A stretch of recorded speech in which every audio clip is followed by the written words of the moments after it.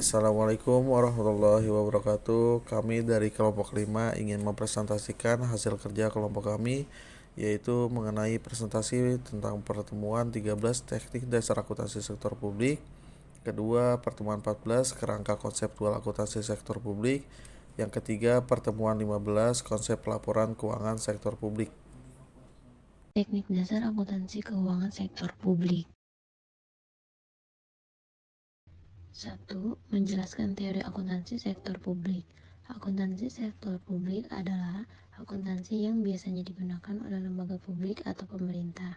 Hampir setiap lembaga publik dituntut untuk mengelola laporan keuangan secara transparan. Maka dari itu, akuntansi pada sektor publik ini sering digunakan sebagai alat pertanggungjawaban kepada publik. Akuntansi sektor publik dikembangkan untuk menghasilkan laporan keuangan berkualitas yang relevan dan dapat diandalkan. Untuk mencapai hal tersebut, tentu saja tidak terlepas dari beberapa hambatan yang dihadapi oleh akuntansi sektor publik, yaitu 1. Objektivitas, di mana hubungan ini muncul pada saat salah satu pihak prinsipal menjalin kontrak dengan pihak lain atau agen untuk menjalankan tugas yang diperintahkan oleh prinsipal. 2. Konsistensi, penggunaan metode atau teknik akuntansi yang konsis atau seragam pada laporan keuangan di setiap periodenya. 3. Daya banding, laporan keuangan yang dihasilkan oleh sektor publik harus mampu dibandingkan dengan sektor yang sejenis, sehingga kinerjanya dapat dibandingkan. 4. Tepat waktu, lamanya waktu penyusunan laporan keuangan yang dibutuhkan oleh perusahaan karena isi laporan keuangan yang kompleks. 5. Ekonomis dalam penyajian laporan, yaitu manfaat yang diperoleh dari penyusunan laporan keuangan harus dipastikan lebih besar dibandingkan dengan biaya yang dibutuhkan. 6. Materialitas, laporan keuangan harus dapat mempengaruhi keputusan dengan informasi yang disajikannya. Lalu yang kedua, menjelaskan sistem akuntansi sektor publik. Di sektor publik, pengambilan keputusan berhubungan dengan keputusan secara ekonomi, sosial, serta politik. Akuntansi baik di sektor swasta ataupun publik umumnya dibagi menjadi dua bagian, yaitu yang pertama akuntansi keuangan, merupakan bagian dari akuntansi yang menyangkut penyusunan laporan kepada pihak luar seperti pemegang saham. Kedua, akuntansi manajemen adalah suatu praktik mengukur, mengidentifikasi, menganalisis, dan menafsirkan, mengkomunikasikan informasi keuangan kepada pihak manajemen guna memastikan tercapainya tujuan bisnis. Akuntansi keuangan. Sistem akuntansi keuangan terdiri atas 4 aturan dasar.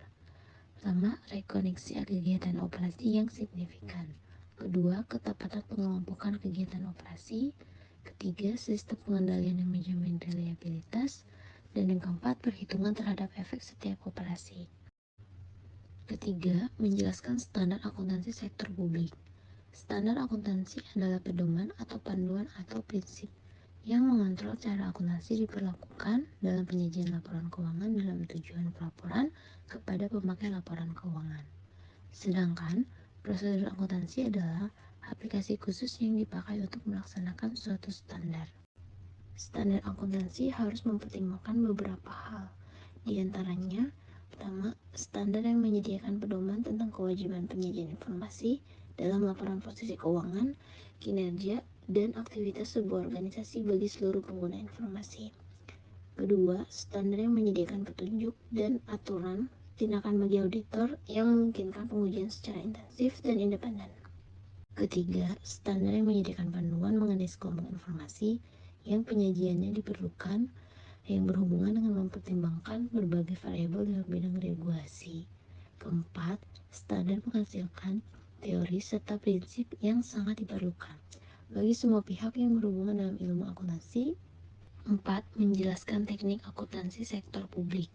Teknik akuntansi sektor publik yang pertama yaitu akuntansi anggaran.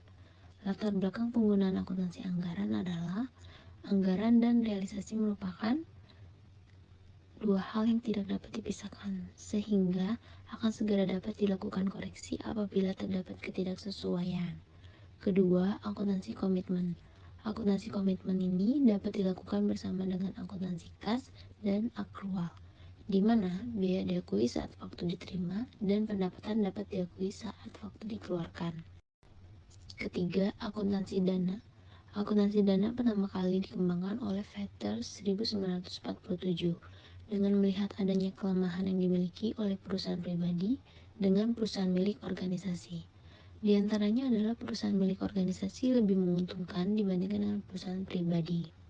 Keempat, akuntansi kas. Sistem ini mencatat pendapatan saat kas diterima dan mencatat pengeluaran saat kas dikeluarkan. Kelebihan sistem ini adalah pengeluaran kas akan mencerminkan sesuatu yang aktual, real, dan objektif. Kelima, akuntansi akrual.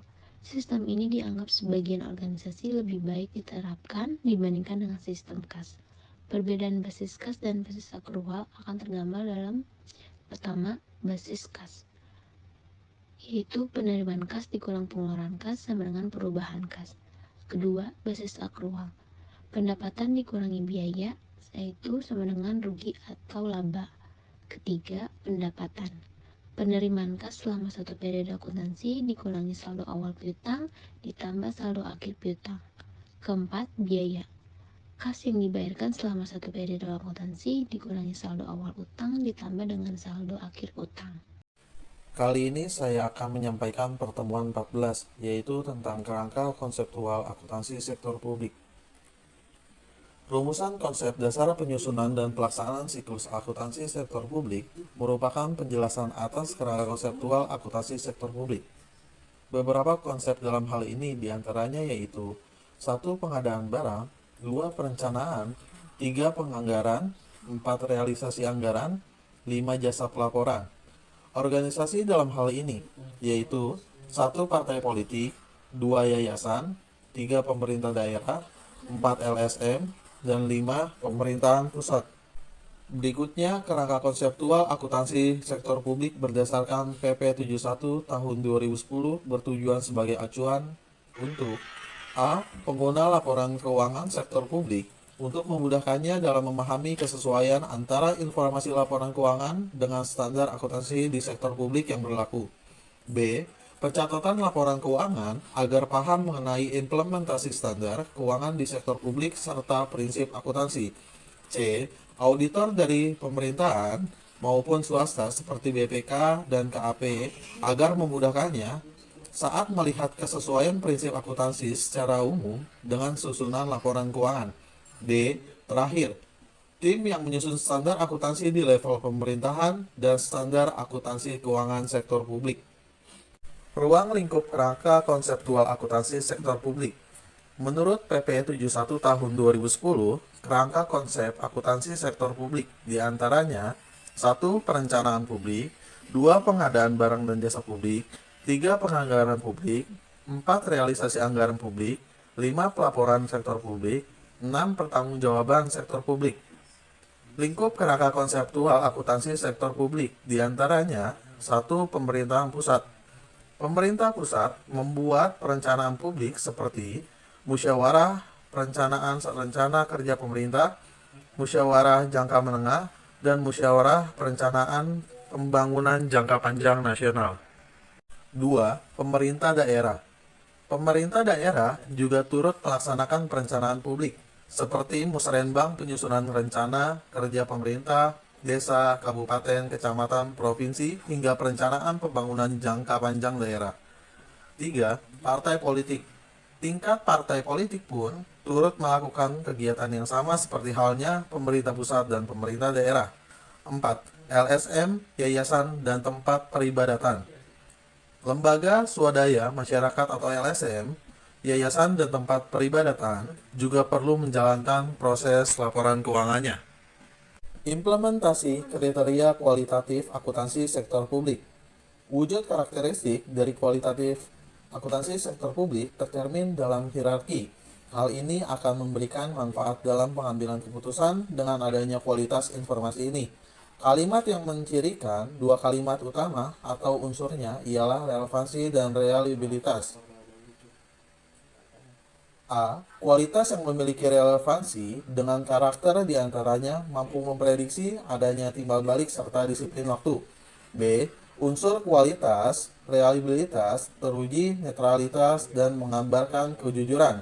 Salah satunya relevan, keandalan atau reliabilitas, keterujian, penyajian jujur dan kelengkapan, netralisasi, kualitas sekunder, komparabilitas, pertimbangan biaya dan manfaat. Pengakuan dan pengukuran transaksi publik. Pernyataan pos tersebut merupakan bentuk pengakuan atau recognition yang dilakukan dalam bentuk kata-kata maupun uang serta dinyatakan dalam laporan posisi keuangan. Pos tersebut dianggap memenuhi unsur dengan cara A. Terdapat manfaat ekonomi terkait pos akan mengalir dari manapun ke organisasi publik. B. Terdapat nilai maupun biaya yang dapat diukur tepat. Pengukuran transaksi publik dapat dilakukan dengan mengakui unsur laporan keuangan dan laporan sektor publik. Dasar dari pengukuran tersebut yaitu A. Pencatatan biaya historis atau historical cost diakui sebagai aktiva dengan mengeluarkan kas atau setara kas yang dibayar berdasarkan nilai wajar imbalan atau consideration agar aktiva tersebut dapat diperoleh. Pencatatan biaya saat ini atau current cost merupakan aktiva jumlah atau setara kas yang dibayar ketika aktiva diperoleh sekarang dengan kewajiban dalam jumlah kas atau setara kas yang tidak didiskontokan atau undiscounted. C. Nilai realisasi atau penyelesaian diakui sebagai aktiva dengan jumlah-jumlah kas atau setara kas yang diperoleh sekarang melalui penjualan aktiva saat melepas secara normal. D. Nilai sekarang diakui sebagai aktiva dengan pernyataan sebanyak arus kas masuk yang bersih dengan diskonto ke nilai sekarang dari pos yang memberinya hasil ketika melaksanakan usaha secara normal. Pengukuran dan pengakuan transaksi publik diperoleh oleh faktor-faktor berikut. A. Probabilitas manfaat ekonomi masa depan. B. Kendala pengukuran. C. Aktiva. D. Kewajiban. E. Ekuitas. F. Pendapatan. G. Biaya. Itu saja yang bisa saya sampaikan pada pertemuan 14 ini. Pada pertemuan 15 akan disampaikan pertemuan 15. Konsep pelaporan keuangan sektor publik. Yang pertama, kepatuhan dan pengelolaan atau compliance and stewardship. Untuk menjamin pengguna atas laporan keuangan dan otoritas bahwasannya tata kelola sumber daya telah mencapai kesesuaian dengan hukum. Yang kedua, akuntabilitas dan pelaporan retrospektif atau accountability and retrospective reporting. Memberi peluang pihak eksternal untuk mendapatkan berita mengenai biaya barang dan jasa yang diperoleh untuk melihat efisiensi dan efektivitas dalam mengoptimalkan sumber daya organisasi. Yang ketiga, perencanaan dan informasi otorisasi atau planning and authorization information. Memberi acuan atas perencanaan kebijakan dan aktivitas masa depan serta menginformasikan pendukung terhadap otorisasi penggunaan dana. Yang keempat, kelangsungan organisasi atau feasibility. Memudahkan pembaca untuk meninjau organisasi atau unit kerja agar melanjutkan penyediaan barang dan jasa pada masa yang akan datang. Yang kelima, hubungan masyarakat atau public relation. Membuka kesempatan organisasi sebagai alat komunikasi untuk publik dan pihak berkepentingan yang disampaikan pemilik yang dipengaruhi karyawan. Yang terakhir keenam, sumber fakta dan gambaran atau resource of facts of figures.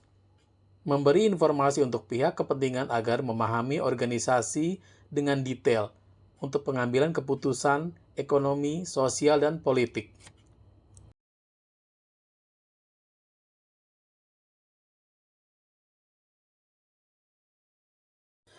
Unsur-unsur laporan keuangan sektor publik. Yang pertama, laporan posisi keuangan atau disebut juga neraca pada akhir periode laporan.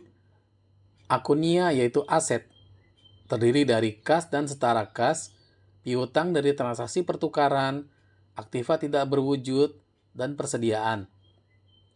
Akun liabilitas, terdiri dari utang dagang, utang jangka panjang, pendapatan diterima di muka. Yang kedua, laporan kinerja keuangan atau laporan surplus defisit. Akunnya yaitu pendapatan terdiri dari sumbangan, jasa layanan, dan penghasilan investasi. Akun beban terdiri dari beban yang dikeluarkan atas pemberian jasa, beban yang berkaitan dengan aktivitas pendukung seperti pengawasan dan pembukuan, pencarian dana seperti publikasi dan kampanye. Yang ketiga, laporan perubahan dalam aktiva atau ekuitas neto. Berbagai kontribusi maupun distribusi pemilik yang terdapat akumulasi saldo surplus dan defisit, pengungkapan komponen aset atau ekuitas neto secara terpisah, dan rekonsiliasi antara nilai tercatat setiap komponen aset atau ekuitas neto. Yang keempat, laporan arus kas. Terdiri dari pendapatan jasa, sumbangan, serta adanya perubahan pada aset neto dan kewajiban jangka pendek yang mempengaruhi nilai kas, penjualan tanah, pembelian peralatan, dan donatur. Yang kelima, catatan atas laporan keuangan. Informasi disajikan mengenai laporan keuangan, kebijakan akuntansi, serta penerapannya ke transaksi dan peristiwa. Pencatatan yang tidak dicatat di laporan posisi keuangan, diantaranya laporan kinerja, keuangan, laporan arus kas, laporan perubahan aktiva atau ekuitas neto.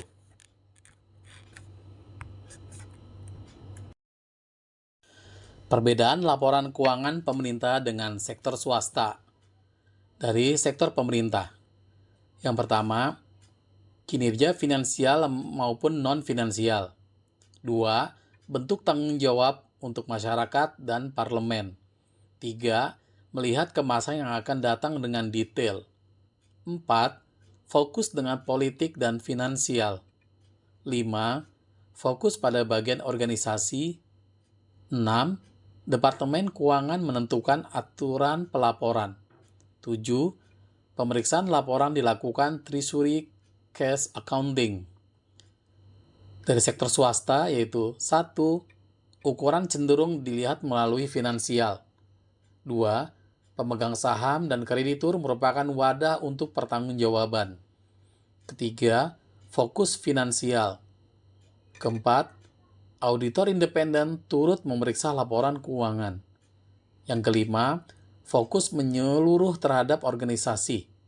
Yang keenam, masa yang akan datang kurang diperhatikan. Dan yang ketujuh, laporan pada dasarnya ditentukan standar akuntansi, undang-undang, pasar modal, dan praktiknya. Dampak negatif dari laporan keuangan yang buruk, yaitu 1. Menurunkan reputasi dalam organisasi di hadapan masyarakat. 2. Membuat khawatir investor yang akan menanamkan modal karena ketidakpastian dan kegagalan investasi. Yang ketiga, mengurangi bantuan pemberi donor. Yang keempat, menghasilkan keputusan yang buruk.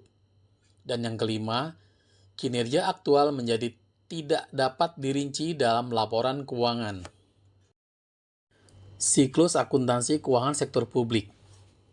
Yang pertama, transaksi. Data, bukti maupun dokumen pendukung kegiatan perlu untuk pencatatan karena dapat mengubah posisi keuangan suatu entitas dan pencatatannya. Yang kedua, analisa bukti transaksi akuntansi. Bukti pendukung tentang informasi perlu ada untuk setiap transaksi, karena berguna untuk analisis dasar pencatatan. Yang ketiga, buku jurnal. Terdiri dari jurnal umum, jurnal penerimaan kas, dan jurnal pengeluaran kas. Yang keempat, pengikhtisaran data yang diposting, yaitu diklasifikasikan sesuai dengan nama akun yang tertera pada buku besar. Yang kelima, catatan dan laporan. Klasifikasi dan pencatatan transaksi dilakukan di buku besar selama periode akuntansi. Terima kasih, itu saja yang bisa kelompok kami sampaikan. Kurang lebihnya mohon maaf. Wabillahi taufiq wal hidayah. Wassalamualaikum warahmatullahi wabarakatuh.